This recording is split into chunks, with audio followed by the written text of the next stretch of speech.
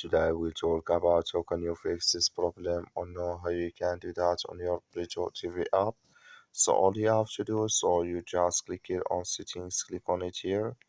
When just click on settings, it's going to show for you list like this here.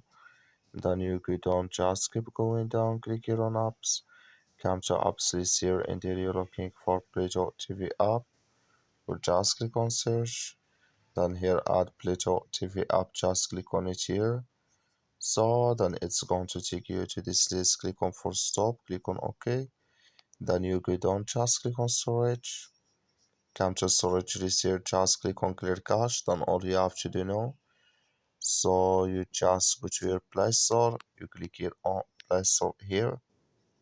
So then here you search here for Pluto TV app, it's going to show for you like this. We find here update, click on it, then it's going to work with you. That's all you have to do. Thank you for watching. Don't forget to support us by liking and subscribe.